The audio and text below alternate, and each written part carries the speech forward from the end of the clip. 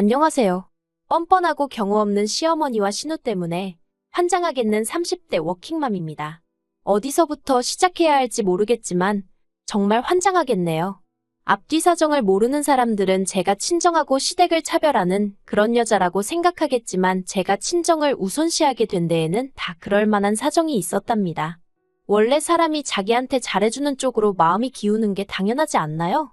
제 친구 중에 한 명도 친정어머니와는 사이가 소원한 반면 시댁에서는 시어머니를 시엄마라고 부르면서 나서서 딸 역할을 자처하는데 사실 그 친구 친정어머니는 돈 필요할 때만 자기 딸인 제 친구에게 연락을 해왔거든요. 반면에 그 친구 시어머니는 백화점이든 어디든 가면 우리 며느리 선물이라며 하다못해 립스틱이라도 하나씩 꼭 챙겨주셨다대요. 그러니 친구 말이 늙어도 친정어머니보단 시어머니랑 사는 게 속이 편할 것 같다는 거지요.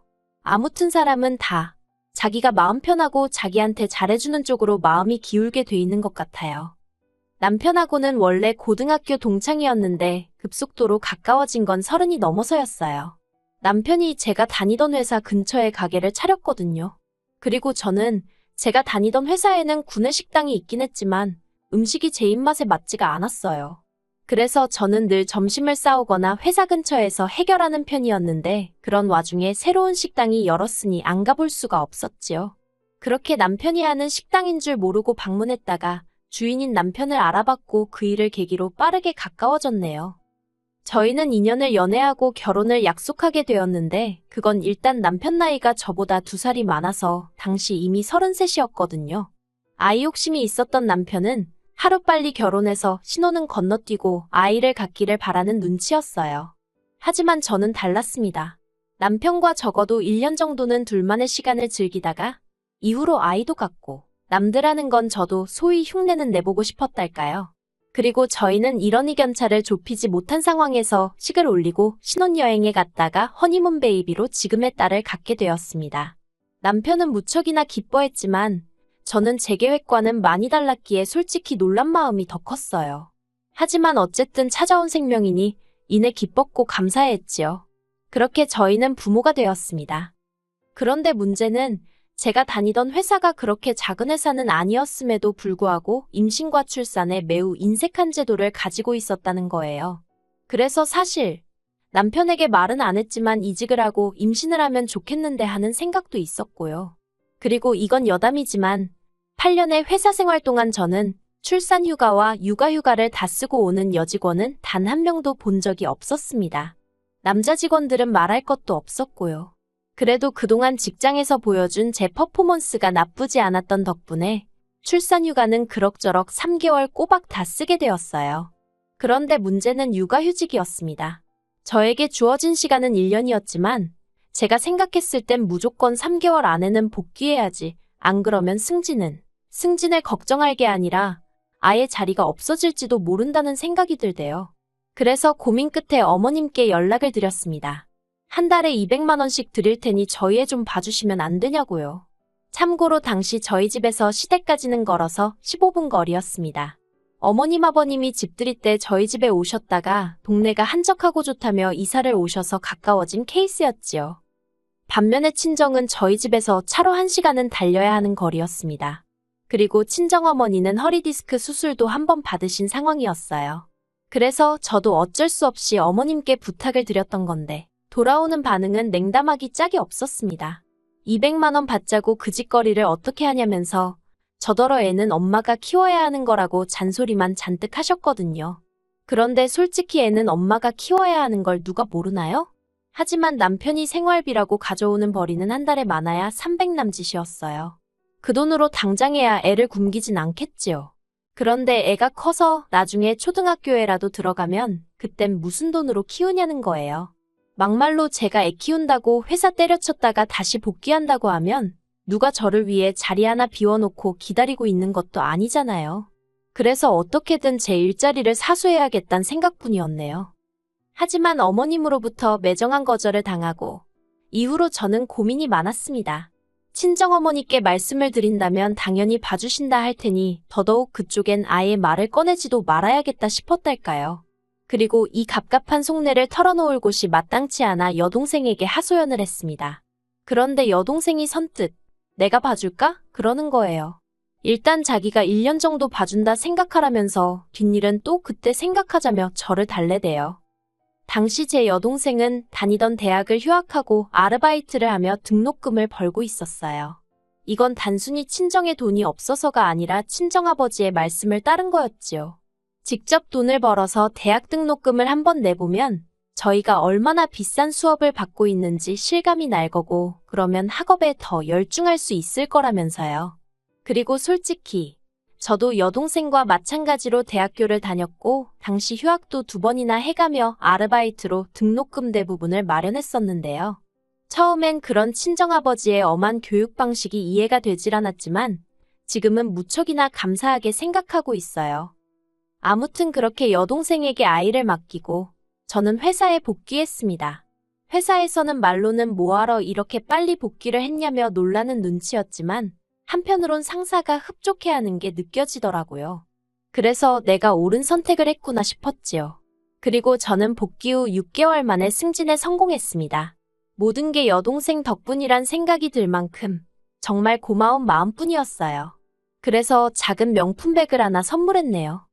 그런데 제가 제 여동생에게 명품백 선물했단 소식을 들은 신우가 저에게 서운하다며 연락을 해왔어요.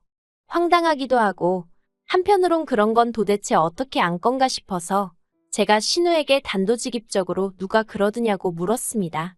그랬더니 신우가 누구겠어 하더니 저희 남편이 그랬다는 거예요. 황당해서 그 길로 바로 남편에게 전화를 걸었습니다. 신우한테 그런 소리는 못하러 했어? 신우 오해하게. 오해할 게 뭐가 있어. 그냥 당신이 가족들한테 잘한다는 이야기를 한 거야. 당신 칭찬한 거라고. 그걸 누가 칭찬으로 듣겠어. 이제 친정하고 시댁하고 차별한단 소리 나오게 생겼네. 자기야, 다음부턴 그런 이야기는 하지 마. 그리고 이후로도 신우가 몇 번이고 왜 언니는 언니 동생만 챙기냐고 나는 남이냐고 투덜거려대는 통에 결국 견디다 못한 제가 제 여동생과 똑같은 가방을 하나 사줬습니다. 어차피 신우가 곧 대학 졸업을 앞두고 있었기에 겸사겸사 주는 선물인 셈치고요. 솔직히 돈이 아까웠는데 그래도 또 사주고 나니까 어머님 아버님도 저한테 잘했다면서 그런 게 윗사람 역할이라는 말도 안 되는 칭찬을 해주시대요. 그래서 그냥 이번에는 어쩔 수 없었지만 다음부터는 뭐가 됐던 간에 시부모님이든 신우든 귀에 안 들어가게 조심해야겠다. 그런 생각만 하고 말았지요. 그런데 남편이 또 기어이 일을 그르쳤습니다. 올해 초 회사와 연봉 협상을 했는데 생각보다 이야기가 잘 풀렸어요. 제가 기대하던 만큼은 아니었지만 그래도 여러 가지 상황을 고려했을 때 절대로 나쁜 조건이 아니었지요. 그리고 저는 평소에 저라면 연봉이 오른 만큼 저축을 생각한다던가 미래의 어떤 돌발 상황을 대비하기 위해 아껴두려고 들었을 텐데 어쩐 일인지 이번만큼은 뭐에 씌인 것 마냥 꼭 저를 위해서 쓰고 싶더라고요. 그래서 무엇을 할까 고민하다가 차를 새로 뽑아야겠다는 생각을 하게 되었습니다. 사실 원래도 타던 차가 없던 것은 아니에요. 심지어 그 차를 사고 1년도 안 돼서 식을 올렸기 때문에 앞으로 타려면 몇 년이든 더 탈 수 있는 상황이었지요. 그때도 뭔가 씌인 듯해서 사느라 전부 현금으로 샀었고요. 그런데 또 차를 사고 싶더라니까요. 그리고 남편과 상의 끝에 애도 있고 하니까 이참에 SUV를 뽑는 쪽으로 이야기가 됐어요. 솔직히 결혼 전이고 애가 없었다면 뚜껑 열리는 스포츠카로 딱 뽑고 싶은 마음이었는데 그게 뭐 말처럼 쉽나요? 그래 실용적인 걸로 사자 그렇게 된 거지요. 그리고 저는 타던 차를 여동생을 줘야겠다는 생각을 했습니다.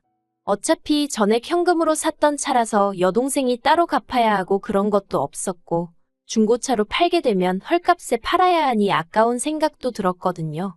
그래서 남편에게도 지금 타는 차는 결혼 전 내 돈으로 내 능력으로 샀던 거 알지 않냐면서 그러니 처분도 내가 알아서 하겠다 했습니다. 남편도 그러라며 별 문제 없다고 했고요. 그런데 문제는 남편이 어머님과 통화하는 과정에서 이 이야기를 한 모양이었어요. 제가 연봉이 올라서 차를 사기로 했고 타던 차는 처제를 줄지 팔아버릴지 제가 고민하고 있다는 식으로요. 제가 남편더러 뭐 한다고 시댁에다 그런 이야기를 미주알고주알 다 했냐고 하니까 자기 딴에는 자기 와이프 그러니까 저 말이에요. 능력 있다고 자랑한 거래요. 아기는 없었다면서 미안하다고 어쩔 줄 몰라 하는 남편한테 성질을 낼 수도 없고 하지만 솔직히 여러 가지로 상황이 번거로워졌습니다. 어머님께서 저한테 연락을 해오셨거든요. 하시는 말씀이 타던 차는 사돈 처녀 주지 말고 시누이 주라대요. 솔직히 좀 황당했어요. 뜬금없이 왜 신우 이야기가 나오는 건가 해서요. 그래서 제가 왜 신우를 주냐고 누군가를 주게 되면 제 여동생 줄 거라고 딱 잘라 말씀드렸습니다. 동생이 안 받겠다고 하면 팔 거고요 하고 덧붙이니 그걸 왜 제 마음대로 제 멋대로 정하느냐고 어머님이 펄쩍 뛰시대요. 통화를 하면 할수록 짜증만 나는 상황이었습니다. 솔직히 제가 차 살 때 어머님이 1,000원짜리 한 장 보태주신 것도 아니면서 어째서 저한테 이래라 저래라 하시는 건지 그리고 왜 제가 그 말을 따를 거라고 생각하시는 건지 여러 가지로 이해가 되질 않았지요. 그리고 솔직히 확신이 없어서 남편을 비롯한 그 누구한테도 말은 안 했지만 시부모님도 차가 없으셨거든요. 그래서 그냥 큰맘 먹고 시부모님 탓이라고 드릴까 그런 생각도 아닌 게 아니라 진지하게 생각 중이었어요. 그런데 어머님이 먼저 전화해서 이래라 저래라 하시니까 그런 마음은 온데간데 없이 싹 사라지대요.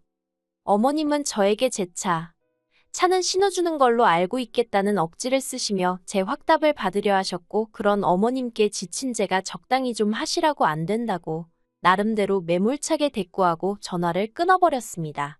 그러자 어머님이 남편에게 전화를 해서 뭐라고 하신 건지 남편한테도 전화가 오기 시작했어요. 계속 무시하다가 그만하라고 한마디 하려고 전화를 받았는데 남편이 한껏 신이 나선 헛소리를 하대요. 저더러 하는 말이 처제 생각이 제일 중요한 거 아니겠냐면서 그래서 자기가 처제한테 그러니까 제 여동생한테 전화를 해서 물어봤답니다. 그러니까 제 동생은 차를 받으면 좋기야 하겠지만 자기가 지금 아르바이트 하면서 용돈 벌고 학비 벌고 그러는데 차를 어떻게 유지하겠냐면서 안 받아도 괜찮다고 했나 봐요. 그래서 남편이 그러면 차는 자기 여동생이 받아도 되겠냐고 제 여동생한테 물어봤더니 그러라고 했다나요?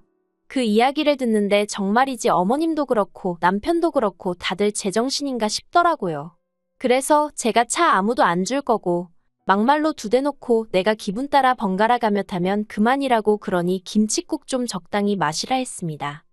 그러자 이번엔 남편이 자기 체면이 어떻고 하면서 저더러 신우가 남이냐입니다. 처제한테는 매번 돈 아까운 줄 모르고 퍼주기 바쁘면서 제가 자기 여동생 그러니까 신우한테는 너무 야박하대요.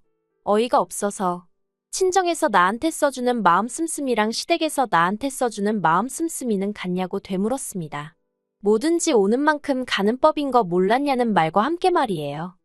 그리고 이 이야기는 아니나 다를까 다시 어머님 귀에 들어갔고 집안은 난리가 났어요. 어머님이 저더러 내가 너한테 못해준 게 뭐가 있냐 하시면서 저더러 그까짓 중고차 한 대 가지고 아주 집안을 쑥대밭을 만든다고 유세도 보통 유세가 아니라며 한껏 빈정대셨거든요.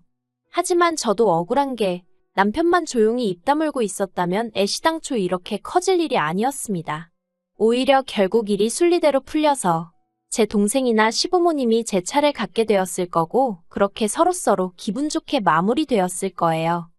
하지만 제가 이런 상황 속에서 무엇보다 실망을 했던 건 남편이 보여준 태도 때문이었습니다. 남편은 저에게 미안해하는 것 같으면서도 계속해서 어머님과 신우 편에 서서 제가 마음을 바꿨으면 하는 기색을 내보였거든요.